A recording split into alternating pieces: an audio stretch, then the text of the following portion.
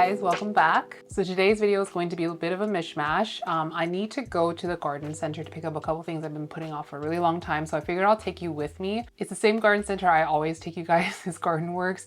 I need to pick up some pumice because I need to just make my DIY pond, so that's one ingredient I need. I also need to pick up, like, I don't know if they have this, but like the biggest possible clear saucer.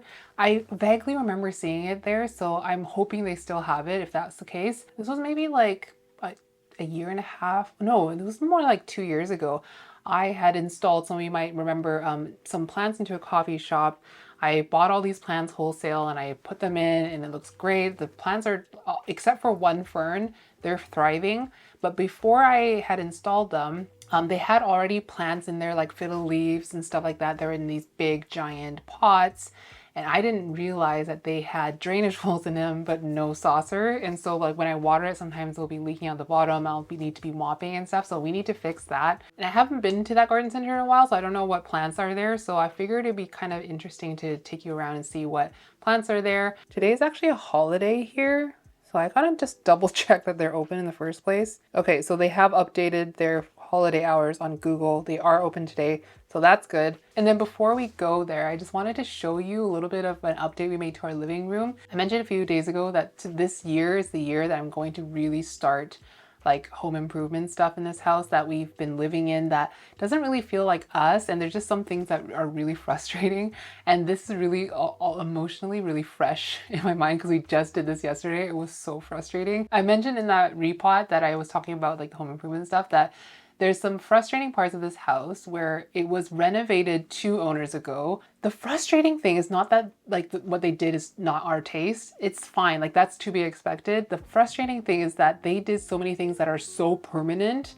but use the cheapest possible finishing on it. So to undo it means like a lot of work. It's not just a coat of paint, it's not just a light fixture. I will show you a little bit of what doesn't make sense when I bring you downstairs, but I am so in love with this one piece of furniture that I picked up for this little corner. We haven't done any hardcore renovations yet because our schedules are pretty packed and the budget's not quite there yet. So we've been doing it like little bits and pieces here and there. I do like what we did yesterday. It's still a work in progress, but I want to take you along and just show you like how it looks during the renovation, because I think some of you were interested in seeing the progress. So let's go downstairs first and I'll show you the little corner and then we're gonna head to the garden center. So here we are in the living room that I very, very rarely show. The Mills bow that I talk about is right here. I have 2 Visto shelves here that have a Russo light on them, and then the shelves themselves have Monio's T8s lighting the plants. And the kitchen is just kind of in front of me here. If you can hear little snuffling sounds, that is Doug because he's very interested in what I'm doing right now. So anyway, I did not tidy up at all.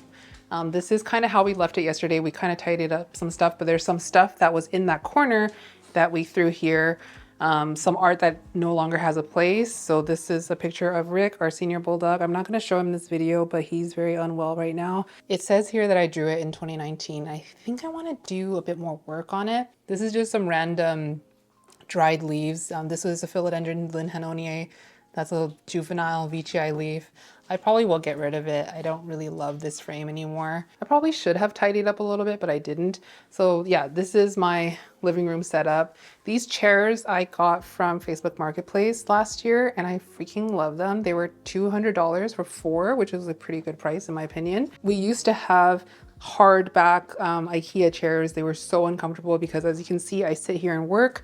My boyfriend sits here and takes meetings sometimes, and it's just really bad on our backs. So this set of chairs has been such a godsend. This used to be basically a boob light, and we changed it to this.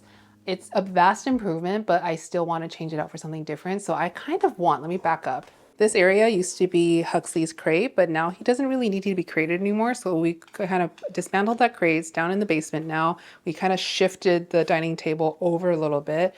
This is not centered. I kind of want something a little bit bigger, a little bit wider. You know, like those like UFO shaped silk lantern kind of things. That's kind of what I'm picturing, and I want to hang it over directly centered on the dining table and a little bit lower. So this is the little corner that we worked on yesterday. It's still a work in progress. It is not done, but can we talk about this dresser? I am so in love with this dresser. I found it on Facebook Marketplace. It was a couple that kind of professionally restores vintage furniture. So this one is from the 60s, made in Canada.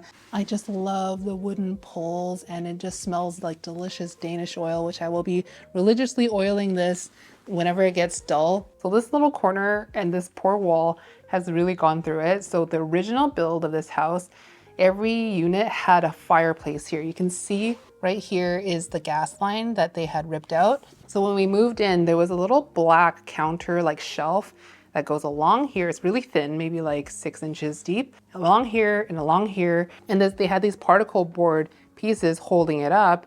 And then underneath there was a ton of cables. So you can see. So now it is covered up by this dresser. So that particle board stuff was meant to like kind of box in all these cables that were coming up out of the floor. And we had no idea what these cables do because maybe 80% of them are not even labeled. And we also don't know where they go. Like they go down into the floor, and where do they come out of? We don't know. We don't know what it's plugged into. There's some data cables, there's some electrical cords, there's some HDMI cables. Where do they even go to? I don't know. What I will say is that I'm pretty sure it's mostly like defunct technology. And this is what I'm talking about, that it's like done so permanently because it goes into a floor and then presumably they go downstairs. But when we go downstairs, these cables are not accounted for. We just know that it's not being used for anything. So I've tried to tidy up as much as possible.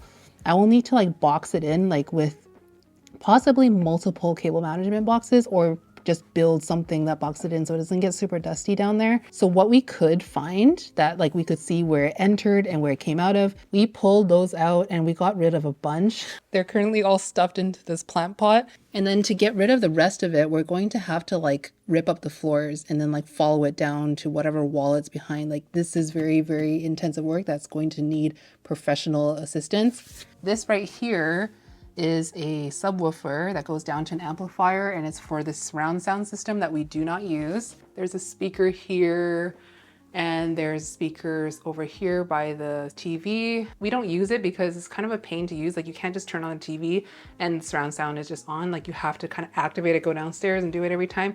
And I just don't really feel like it makes enough difference. And if we ever get someone in to like open up the walls and the floors and get rid of all this cabling that's now no longer needed, because like the technology is all wireless, we might include this. I don't know. The surround sound possibly might be valuable to someone in the future. It's not valuable to us. So this wall up here is still work in progress because obviously we need to paint. We need to add baseboards here because of that built-in before. There was no place for baseboards here. So now we have to add a baseboard. It probably will be one of these like plain, boring MDF baseboards that they used to have because I don't think we have the budget to redo the whole house. I didn't take any video during the process of what it looked like before, but I'll just pop in a photo here so you can see that counter that goes around. So there had been a little bit of a change made to that little built-in thing where we had to open up this wall at one point because there was a special levy to redo. Right here is a balcony. So the balconies needed to be redone, and then the guys came in and they found a huge ant's nest in this wall and it was rotting. So they had to redo it. They had to get exterminators in. And then when rebuilding this wall, Al, one of the guys that worked, he was so sweet. Honestly, he was so nice. He was like, I'm just gonna throw up some shelves for you and I'm gonna cover up these cables for you. But the shelves are open and I really just wanted closed storage in this area because it just like everything's open, it gets dusty, and not everything in there is for display. It's like kind of just looks cluttery. So I much prefer this. The issue now is that we don't have anywhere for our books. So right now they're all in this drawer. There's a whole bunch of books in here that I want to get put up here. So this queen portrait is going to go probably, I'm thinking an entryway, kind of above the shoe storage, possibly. None of this is permanently here. This is a teapot I got from Charmaine. She got this for me for my birthday one year. I think this is from Facebook Marketplace, and I've been collecting teapots.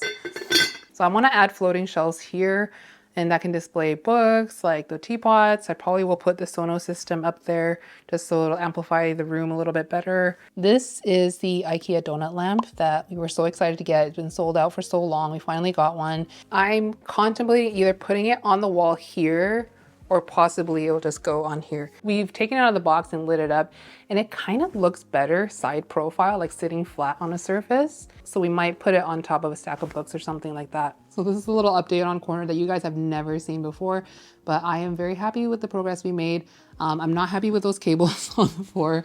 Oh, I want to show you something else. Don't mind the bedding here. My boyfriend's been sleeping downstairs, not because we are fighting, but because Rick is very unwell and he wants to make sure that he can take him out if he needs to in the night. And this is a little picture of Huxley that my friend Erin drew in watercolor. So this cabinet had always been full of cables. It's full of storage now because we got rid of so many cables that were in here. But the funniest thing is when we were in that cabinet, we got rid of so many cables that we could finally read the labels of what was remaining. And there were 2 plugs in the wall, one red, to our horror, left wall sconce, one red right wall sconce.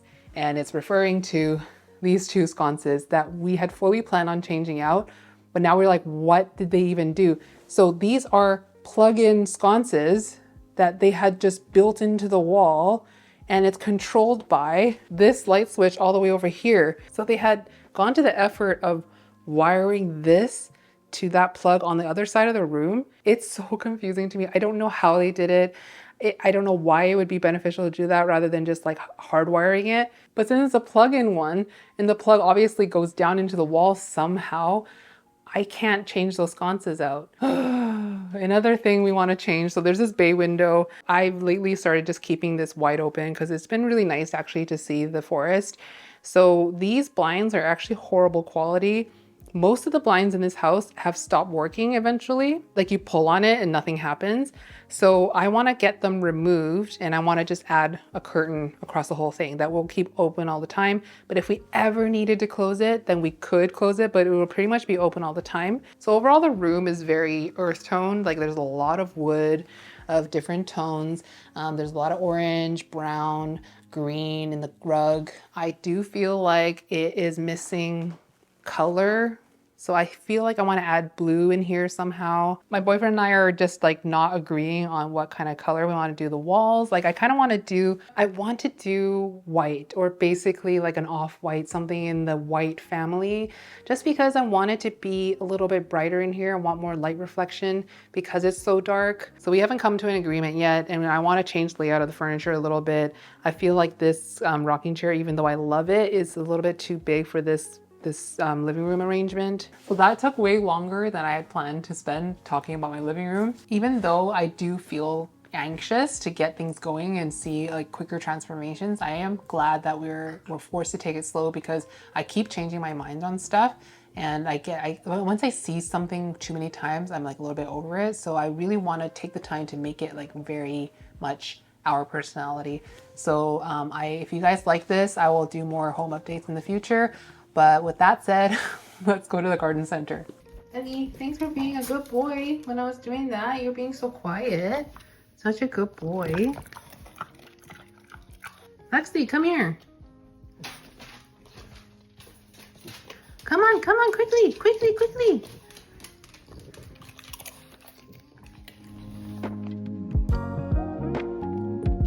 Okay, first thing I need to get is this pumice. The price did go up since the last time I bought it. I think it was $12 last time I bought it, but it's 12 liters for $15. I think this is the only one they have. So this is the first thing I'm gonna get. And I wanted to show you one other thing here. So this potting mix is the one, do you guys remember when I first started using tree fern soil? I had bought this exact bag of soil, I'm pretty sure. Yeah, I had the vegetables on it. I had bought this for the cafe install, and I had bought this huge thing because there was a lot of big plants and I didn't use it all up. So I just threw it into my tree fern soil mix and the plants went nuts.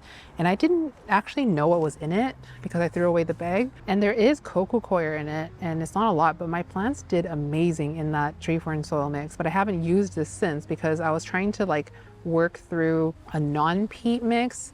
But there's a lot of stuff in here. Zeolite, kelp, coir, perlite. What's nature's nutrients? Nature's nutrients. Compost, peat, and peat moss. But anyway, anyone who is looking for like a general mix like this. This is what I used when I first started using tree fern soil.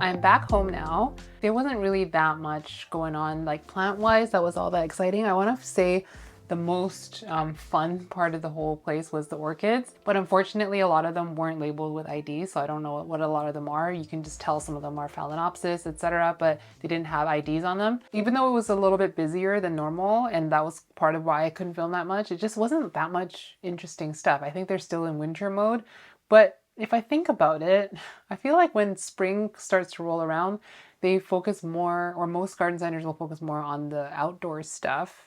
So I don't know, it just wasn't really interesting time. But anyway, I wanted to close off this video with one last chore I wanted to get done today.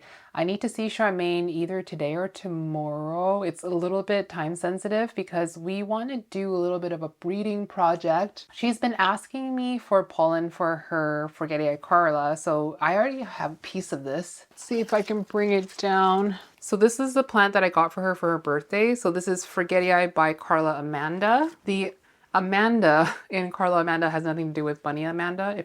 I feel like this is something that people ask. I don't know which Amanda this is named after, but it always has like a very kind of gnarly looking venation. The Carla Amanda crosses, like the Amanda really comes through. Hopefully somebody will know what I mean, but my plant, this actually needs a repot. Look how much stem is above the substrate, and it's pretty much filled out this pot. I did have issues with it bleaching, so it was like at the top of my tent, very close to grow lights, and I just kind of shifted it so it was like maybe a few inches more farther, a few inches farther away from the grow lights. And the newer leaf is not bleaching so much, so that's good. Anyways, so her mother plant is a lot bigger than mine. Mine has been flowering, so technically I could do this cross myself, but it's going to be a while before it produces a big enough flower that has enough pollen to do a nice enough yield. So she was looking for something for me to donate to her Forgetii Carla.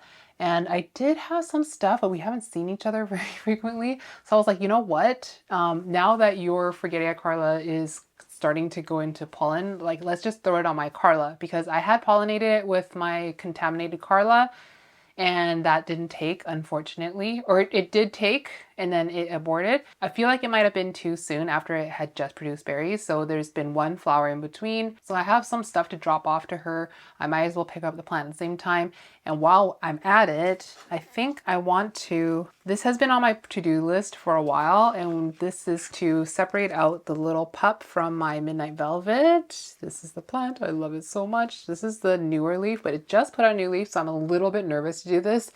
But provided I don't disrupt the, or like cut off the root system from the main stem, I think it should be fine.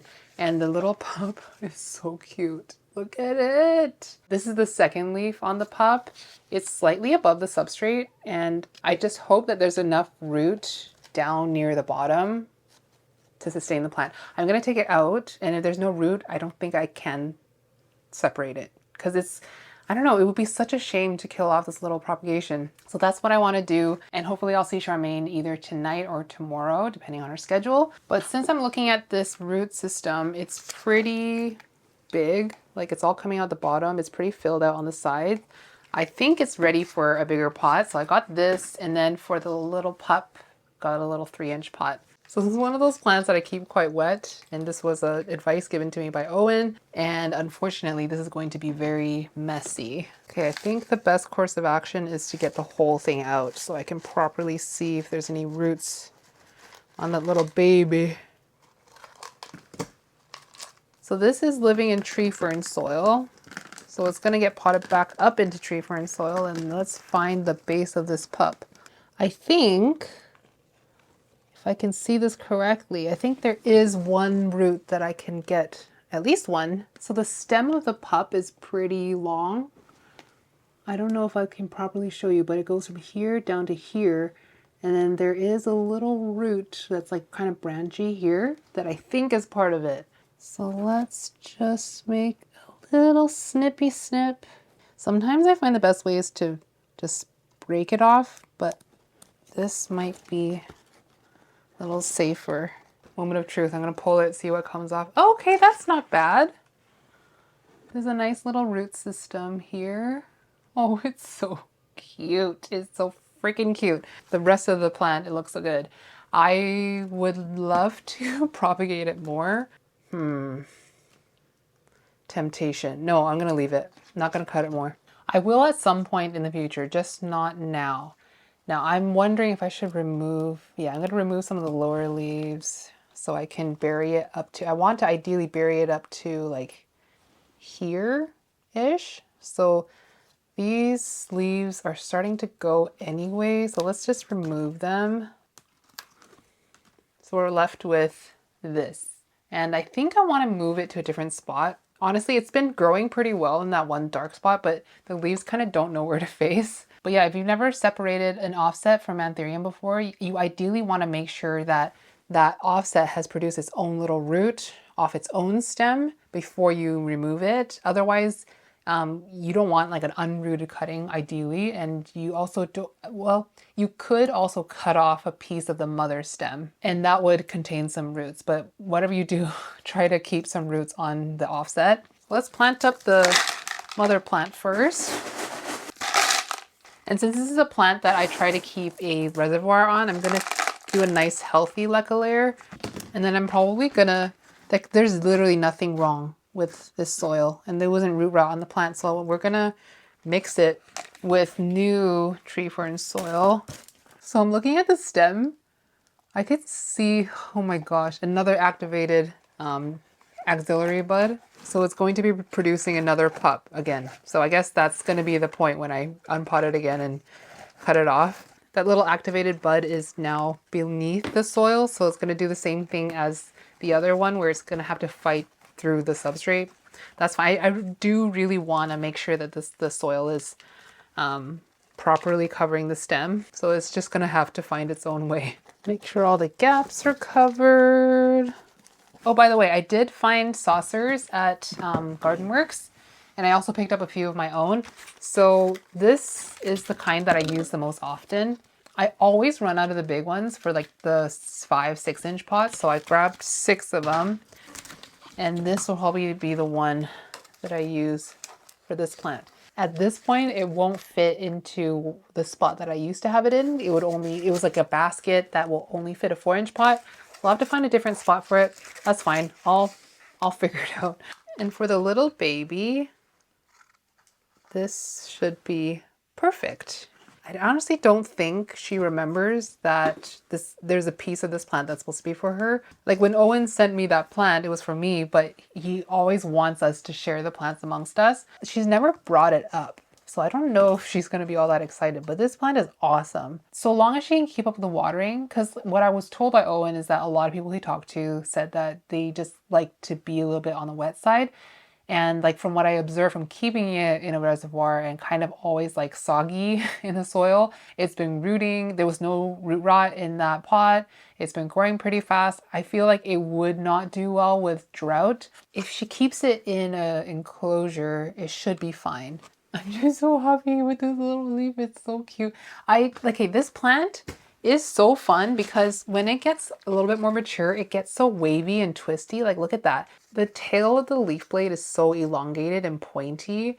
And do you see on this leaf? It just gets like, it kind of twists like a ribbon sometimes.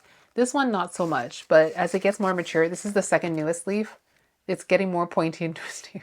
It's so awesome. And that little hot pink sinus. And of course, we're inoculating with great white. A good amount. And slightly less on the mother plant because I reuse the soil. So it's pretty wet in here. And then we got to write a tag for Charmaine.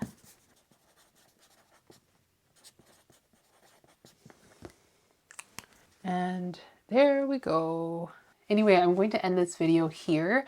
I have one more component for DIY pond I need to get before I can make that video. So that's going to be a totally separate video. I was actually quite surprised when I mentioned DIY pond that a lot of you wanted to see a DIY pond video. So that is going to be coming very soon. As soon as I get the last component, I'm going to order it today, I promise. And I would also love your input on what I should do in my living room, mainly to do with like paint color, how I can incorporate blue. I was thinking maybe like blue, maybe in the curtains or the rug or the couch cushions. I think right now it's just very warm in everything and I would like to put something a little bit colder to mix things up. Also keep in mind that like not a lot of my personal decor items have been put in yet, so there's still that to do, but I would love your input. Sometimes I just get stuck and I don't know exactly what I want. And I either need to just like pick a thing and like just go and commit or play it safe. And right now I'm in like that kind of timid play it safe space.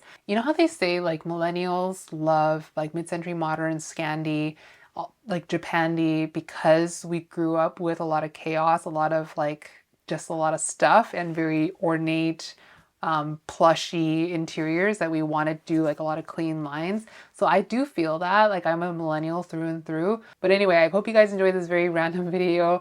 I hope your day has been lovely so far. I love you so much and I'll see you in the next one. Mwah!